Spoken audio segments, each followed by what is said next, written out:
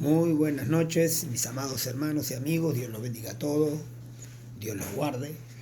Su amigo y hermano Rafael Espina, nuevamente aquí con ustedes para seguir con el estudio de 1 de Corintios capítulo 15, verso por verso, por supuesto, de una manera simplificada, pero tratando pues de ser lo más preciso y conciso posible, ¿no? De una manera expositiva. De manera pues que buenos días, buenas noches, o buenos días, buenas tardes, buenas noches, dependiendo pues el momento que usted vaya a ver este video, por supuesto. En la vez pasada quedamos hasta el verso 23 del capítulo 15, donde hablábamos pues de lo que es la resurrección, ¿no? Cronológicamente cómo la resurrección pues se va a dar a cabo. Y decíamos pues que dice el 23, pero cada uno en su debido tiempo, hablando de las resurrecciones. Cristo, las primicias. ¿Verdad? La Biblia dice que Cristo ha sido resucitado, primicias de los que durmieron. O sea, Cristo es las primicias. Algunos, dijimos la vez pasada que algunos líneas de pensamiento dicen que estas primicias nos hablan de aquellas personas que resucitaron después que Cristo resucitó. Mateo 27, 52, y se le aparecieron a la gente, y imagínense usted el susto, ¿no?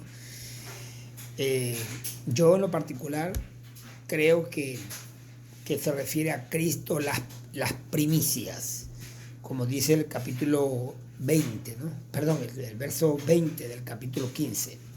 Dice, más ahora Cristo ha resucitado de los muertos, primicias de los que durmieron. No pueden haber dos primicias, entonces. Primicia tiene que ver con primero. Amén. Entonces, Cristo las primicias, luego los que son de Cristo en su venida, obvio, cuando el Señor venga en el rapto de la iglesia, según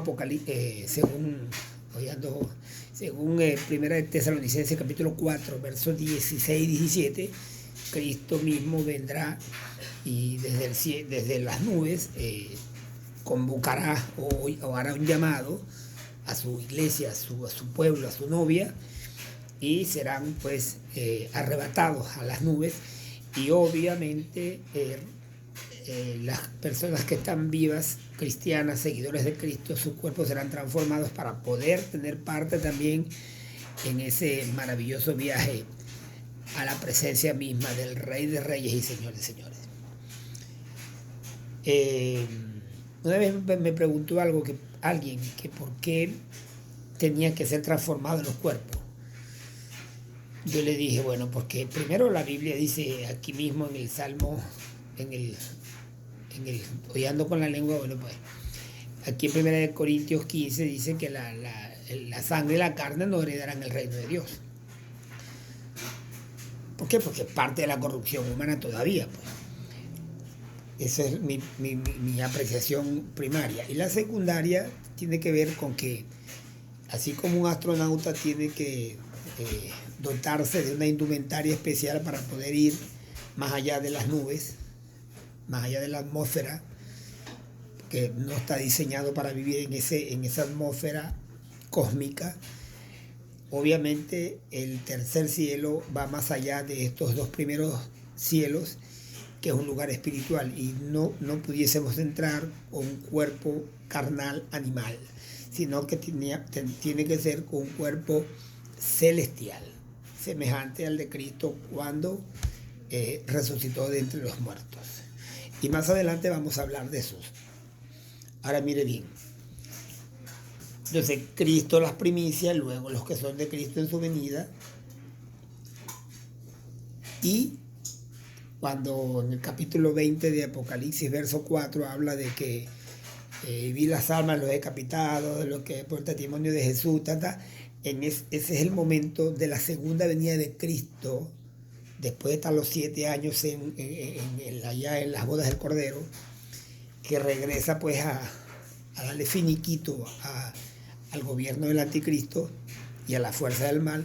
Entonces los santos del Antiguo Testamento resucitarán juntamente con ellos, con los que fueron muertos en la tribulación, y poder entrarán pues en el reino milenial, ¿no? Estamos hablando de los santos del Antiguo Testamento, los judíos. Ahora bien, todo el que se convirtió en la gran tribulación y muere, resucitará ese mismo día, en el momento que Cristo regrese ya con su iglesia, que ya no será su novia, sino su esposa. Alabado sea Dios. Después el verso 24 dice, luego el fin, ¿no? Cuando entregue el reino de Dios y Padre, cuando haya suprimido todo dominio, toda autoridad y potencia. El fin se habla de toda la historia humana, cuando ya estos 1000 años hayan pasado, donde Cristo haya suprimido toda autoridad, y dice la Biblia que Él regirá con vara de hierro, porque el pecado como tal no será extinguido todavía. Todavía en el mundo habrá personas con las mentes pues tentadas al pecado. Habrá personas que todavía no fueron convertidas, entraron de carambola al milenio. Me refiero, se convirtieron, entraron al milenio, pero tuvieron hijos dentro del milenio que no se van a convertir y van a andar dentro del mundo, dentro del milenio, junto con los santos, pero todavía en rebelión mental y su corazón con Dios, esperando después que Satanás sea suelto, para que entonces les envenene la mente otra vez. Y esa es la respuesta por la cual mucha gente pregunta, ¿y por qué Dios vuelve a soltar al diablo?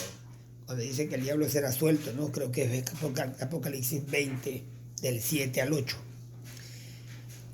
Claro, Dios suelta al diablo porque Dios va a demostrarle a la humanidad de que aunque ya el diablo no estaba y que ya vivíamos en un mundo justo, donde el Rey de Reyes y Señor de Señores tenía el dominio absoluto, donde ya no existía la injusticia, donde ya no existía el pecado como hoy lo conocemos.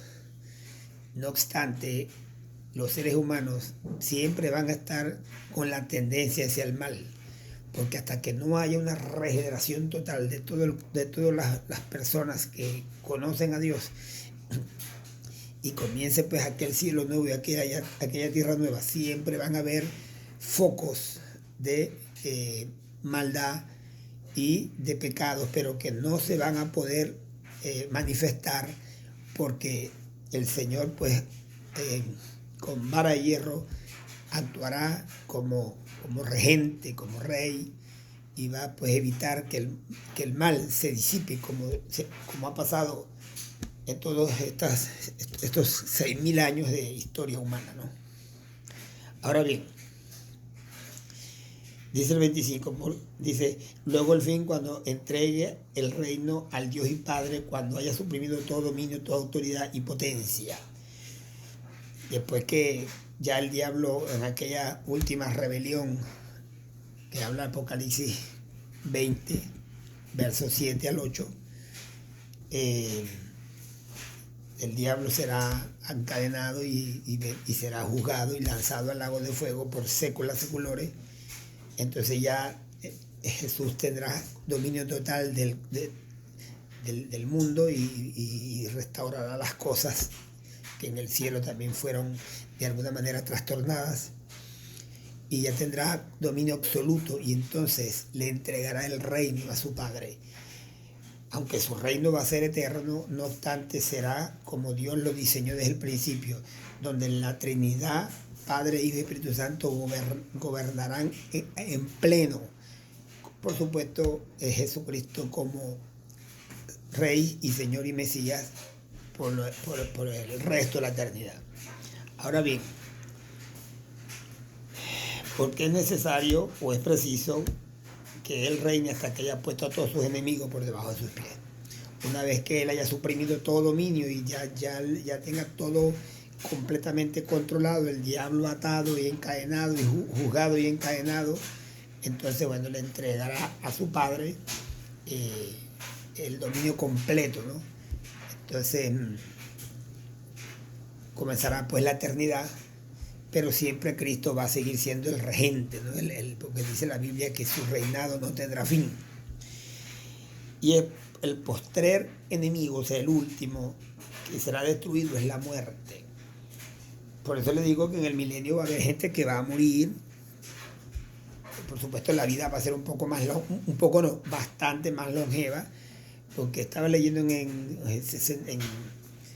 Isaías 65, donde dice que el niño morirá de 100 años y los viejos y los hombres alcanzarán su edad y serán como los árboles, ¿no? Sabes que hay árboles mileniales, ¿no? Como aquello que conocemos como las secuoyas, ¿no? De manera que la vida va a ser muy longeva, pero los que están sin cuerpos glorificados obviamente siguen siendo simples mortales y van a morir también. O sea que la muerte va a estar presente todavía, ¿no? Una vez que Satanás se ha echado fuera y el Señor le entrega a su Padre, pues todo ya concluido, por eso que dice el fin, ¿no? O al fin, pudiéramos decir, pero aquí dice en la Reina Valera, y el fin. El fin es de la conclusión de todo ¿cómo llamaríamos? Todo este problemón grande que es lo que llaman por allí el conflicto de los siglos, ¿no? Donde desde Adán hasta ese día, se acaba pues el conflicto de los siglos y entonces comenzará pues a reinar Dios desde las alturas con todo su poder y gloria, Padre, Hijo y Espíritu Santo. Alabado sea Dios. Porque todas las cosas las sujetó. Bueno, obvio, cuando ya todas las personas que hayan muerto, los que se han juzgado y los que se han juzgado y trasladados al infierno, ya sin duda alguna ya no va a haber gente mortal, y todo el que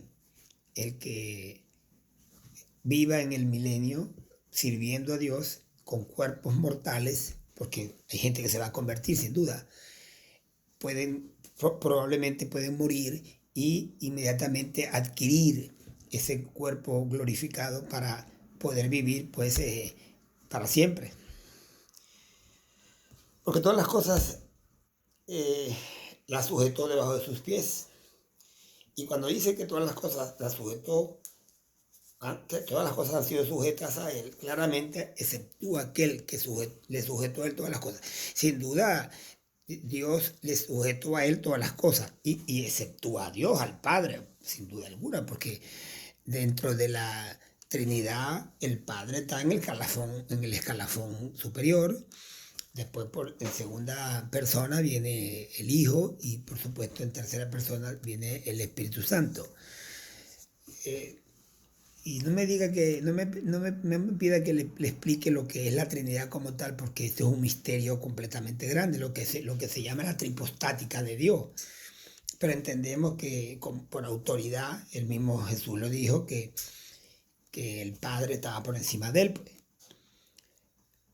Ok, el 28 dice, pero luego que todas las cosas le sean sujetas, entonces también el mismo Hijo se sujetará al que le sujetó a él todas las cosas, para que Dios sea todo en todo, lo que veníamos hablando, ¿no?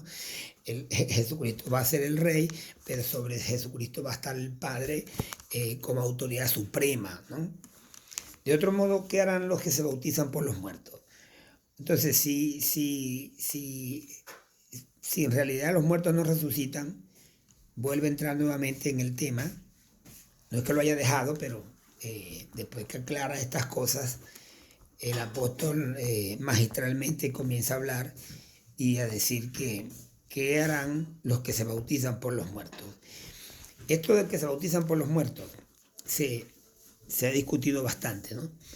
Se dice que puede ser que habían personas que se bautizaban en nombre de una persona que había dado un excelente testimonio y eran personas muy buenas, cristianos de verdad, y entonces se bautizaban en nombre de esa persona como si la salvación de aquella persona le fuese a él, se le pudiera imputar, ¿no?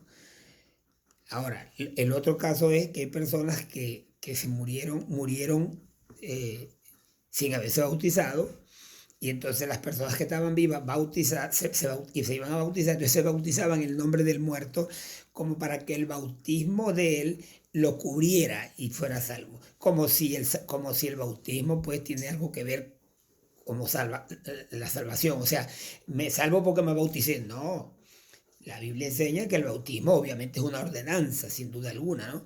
Pero también tenemos ejemplos de personas que murieron sin ser bautizadas y fueron salvas, porque quien salva es Jesucristo, no el bautismo. Y el apóstol Pablo decía, porque no me mandó Cristo a bautizar, sino a predicar, ¿no? Ahora, si usted es cristiana, o cristiano, perdón, y no se ha bautizado porque no ha querido, yo les recomiendo que lo haga, porque la Biblia dice en Marcos 16, versos 15 y 16, y por todo el mundo y predicar el evangelio a toda criatura, y el que creyere y fuere bautizado será salvo, porque ese bautismo es una señal de esa decisión que usted ha tomado, y analógicamente se toma como la muerte y la resurrección de ese hombre viejo y el nacimiento del hombre nuevo. Tiene mucho que ver, eso lo habla Romanos capítulo 6. Me voy a trasladar un momentico allá. Usted dirá, pastor, pero usted se va de un sitio a otro. Bueno, esa es la Biblia es así como hacemos. Dice, y no sabéis que todos los que hemos sido bautizados en Cristo hemos sido bautizados en su muerte, porque somos sepultados juntamente con él para muerte. Claro, el hombre viejo sepultado juntamente con Cristo. Porque lo que mucha gente no ha entendido es que cuando tú aceptas a Cristo como Señor y Salvador, tú estás juntamente crucificado en la cruz. O sea, Cristo pagó por ti, pero simbólicamente tú estás allí muriendo con Cristo también por tu pecado. Pero quien está pagando físicamente en la realidad es Dios, pues es el mismo Jesús. De manera pues que, porque somos sepultados juntamente con él para muerte por el bautismo, a fin de que como Cristo resucitó de los muertos, por la gloria del Padre, así también nosotros andemos en novedad de vida. De manera pues que, una vez que somos introducidos en las aguas, estamos muriendo para el mundo, y cuando salimos a flote, estamos naciendo para el Señor. De manera pues que no puedes dejar de bautizarte porque tú no quieras, no. Hay casos extremos, ¿no? Hay personas que están con una enfermedad terminal y ha tenido que ir el pastor de una manera a echarle agüita en la cabeza porque no puede meterlo en una piscina ni nada por el estilo, pero son bautizados.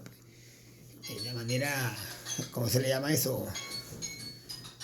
Le riegan el agüita pues, en la cara a las personas, pero son bautizados. No sabéis que si dice... perdón, estaba leyendo lo que no era. Ahora bien, entonces, dice el apóstol Pablo, dice, ¿y por qué pues se bautizan por los muertos? Si los muertos no resucitan, entonces, ¿qué valor tiene ese bautismo? ¿No? Primero, para empezar. ¿Y por qué nosotros que peligramos a toda hora? Como le pasó a Pablo en 2 Corintios 11, 23 al 28, como le pasó en Hechos capítulo 19, con aquel tipo de Demetrio que lo mandaron casi lo matan. En Hechos 14 dice en Listra, casi lo matan también, dice la Biblia que estaba como muerto, apedreado, apaleado. Bueno, pues eso le hicieron de todo. Entonces, todos estos peligros que el apóstol Pablo dice en la Biblia, que peligros en el mar, peligros en la tierra, peligros de ladrones, hambre, persecuciones, frío, espada, peligros por falsos hermanos, peligros de los judíos, azotado, encarcelado. Bueno, ¿qué nos pasó a este hombre? O sea, si los muertos no resucitan, entonces ¿para qué tanto sacrificio? Comamos y bebamos que mañana moriremos. O sea, si no hay esperanza futura, eterna, ¿para qué tanto sacrificio en todo? ¿Qué sentido tiene? Entonces, ¿para qué se iban a bautizar por los muertos? Pues os aseguro, hermanos, por la gloria por la gloria que de vosotros tengo en el Señor Jesucristo, que cada día muero. O sea, para el apóstol Pablo, cada día moría porque le pasaba de todo, pues, y él, donde quiera que él estuviese, había siempre titilando el peligro. Si como hombre batallé en Éfeso con fieras, ¿qué me aprovecha? Cuando habla aquí de estas fieras, hay gente que dice que fue lo que le pasó en Listra, porque los hombres se convirtieron en fieras bueno, y lo apedrearon y le hicieron de todo, pues.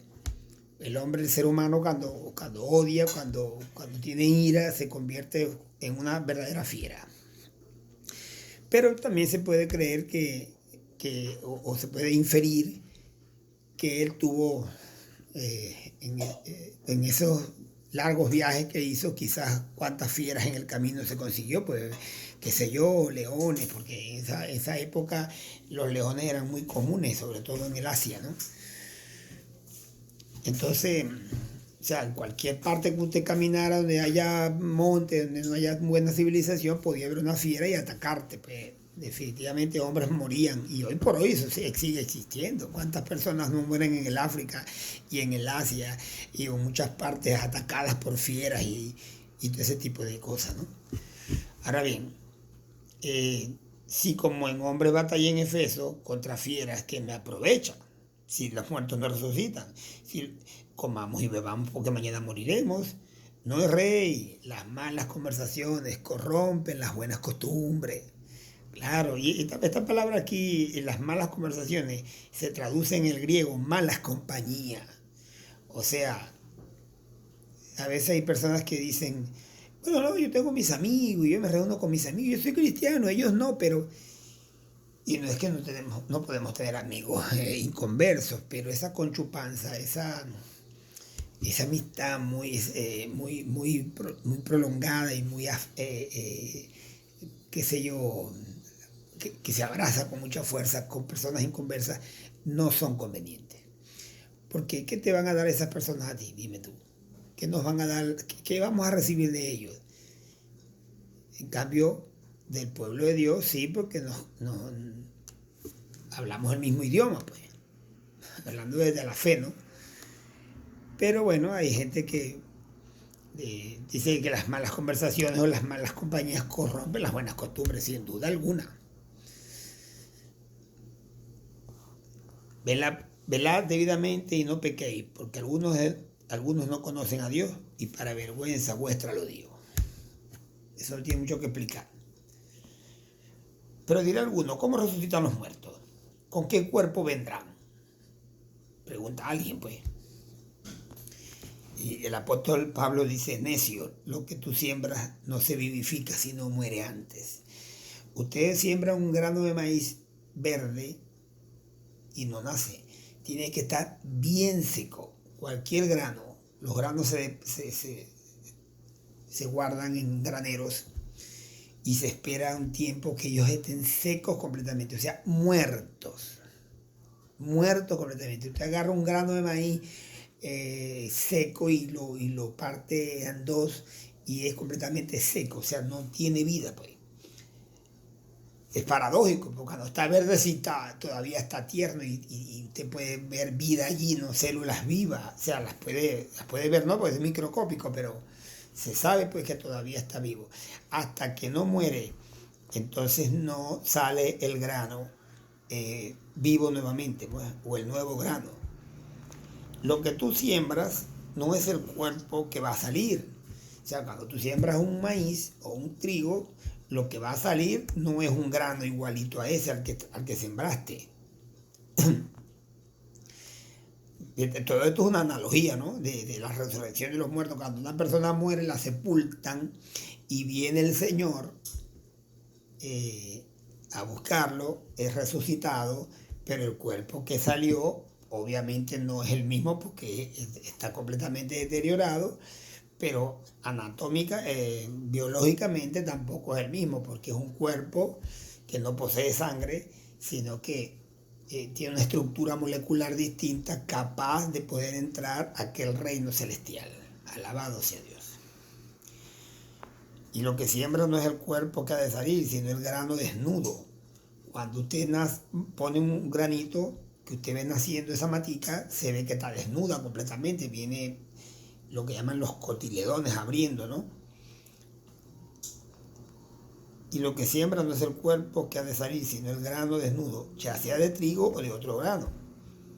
Pero Dios le da el cuerpo como Él quiso y a cada semilla su propio cuerpo. No toda carne es la misma, sino que una carne es la de los hombres, otra carne es la de las bestias, y otra de los peces, y otra de las aves, dando a entender que hay diferentes tipos de multiplicidad de cuerpos y de composiciones biofísicas, ¿no? Y ahí, entonces viene entrando aquí ya en materia de lo que nos compete, o sea, dándole crédito a la analogía. Dice, y hay cuerpos celestiales. ¿Cuáles son estos cuerpos celestiales? El cuerpo de Cristo era un cuerpo celestial, pues.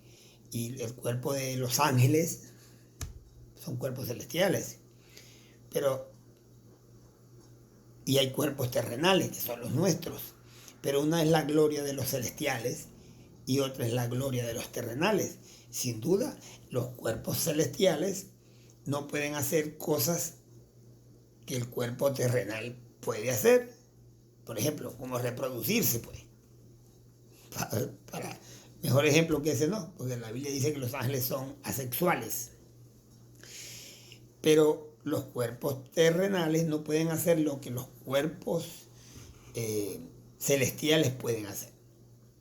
Un ejemplo pudiera ser, qué sé yo, trasladarse a velocidades de la luz, atravesar paredes, qué sé yo, un poder sobrenatural sobre su vida superior, o sea, fuerzas inmensas. Cuando los ángeles aparecían en la historia humana, allá en el Antiguo Testamento, se habla de seres extremadamente grandes, altos y poderosos, ¿no? Y, o sea, que obviamente el cuerpo de un ángel es superior en fuerza y poder, y la Biblia dice que Dios hizo al hombre un poco menor que los ángeles. Ok, una es la gloria del sol, claro, otra es la gloria de la luna y el sol no se parecen en nada, pero cada uno tiene su función y su gloria, ¿no? Y una es la gloria de las estrellas. Hay estrellas que son distintas, dice, pues una estrella es diferente de otra en gloria. Hay cuantos mil millones, no sé cuántos de galaxias que tienen miles de millones de estrellas, y todas varían. Unas son más pequeñas que otras, otras son más luminosas que otras, qué sé yo. El universo pues está lleno de tantos misterios, pero las estrellas varían de gloria en gloria, sin duda alguna. Así también es la resurrección de los muertos.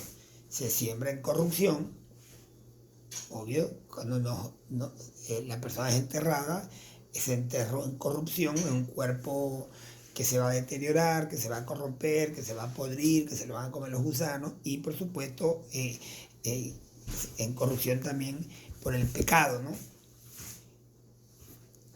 Se siembra en corrupción, resucitará en incorrupción. Resucitará un cuerpo. Estoy hablando de los convertidos, de los que creen en el Señor, de los que han vivido una vida santa para Cristo. Resucitarán con cuerpos incorruptibles, inmarcesibles, que no podrán morir más, no podrán enfermarse, no se cansarán, no será el hambre y la sed algo que los pueda matar.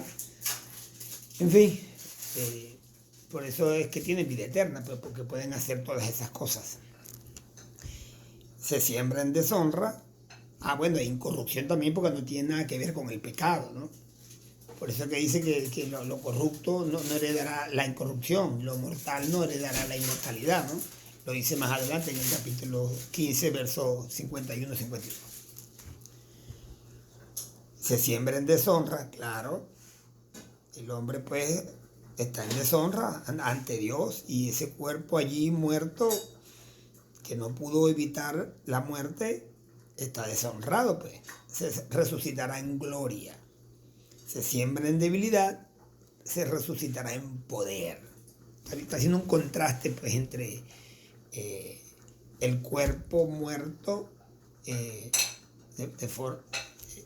cuerpo natural, el cuerpo terrenal, y hace un contraste a favor pues del cuerpo celestial, ¿no? Y de eso se trata todo esto, pues. O sea, la vida eterna tiene que ver con no solamente el Señor está preocupado por tu espíritu y por tu alma, sino por tu cuerpo también. Esa estructura tripartita que Dios, pues, con que fuimos formados, Dios está preocupado por cada uno de sus elementos. Y en cuanto al cuerpo, seremos restaurados, transformados en este tipo de cuerpos celestiales, capaces de no morir, como lo hace pues el cuerpo terrenal, animal. Se siembra cuerpo animal, porque este es el cuerpo animal, y se resucitará con un cuerpo espiritual, como el de los ángeles, como el de Cristo mismo, ¿no? Hay cuerpo animal y hay cuerpo espiritual. Así también está escrito, fue hecho el primer hombre Adán, alma viviente, y el postrer Adán, espíritu vivificante. El cuerpo de Adán no era un cuerpo celestial, pero sí era un cuerpo terrenal perfecto, hecho para no morir jamás, para no enfermarse jamás, pero por producto del pecado, ese poder en contra de la muerte es quitado, y se hace pues una víctima de la muerte y de la vejez y de la enfermedad. O sea, cuando dice la Biblia que el Señor le dice allá en el capítulo 2 de Génesis, si comes del árbol del bien y del mal vas a morir. Le estaba dando una sentencia tanto en el cuerpo, pero también en su alma. ¿Correcto? Entonces, Adán fue hecho para que no muriera, pero por causa del pecado, él llegó a ser un hombre mortal, ¿no? Y por supuesto todos nosotros, como sus descendientes. Así también Adán, está escrito, fue hecho el primer hombre Adán, alma viviente, y el postrer Adán, que es Cristo, el segundo Adán, espíritu vivificante. Cuando habla de espíritu vivificante, está hablando pues de ese poder sobrenatural, de ese cuerpo celestial, poderoso, inmortal, indestructible, que es el cuerpo del Señor Jesucristo. A Dios gracias que la Biblia dice en 1 de Juan, capítulo 3, verso 2, que aún no somos lo que hemos de ser. Todavía estamos en este cuerpo animal, pero sabemos que cuando Él se manifieste, seremos semejantes a Él, a ese cuerpo celestial, porque le veremos tal y como Él es.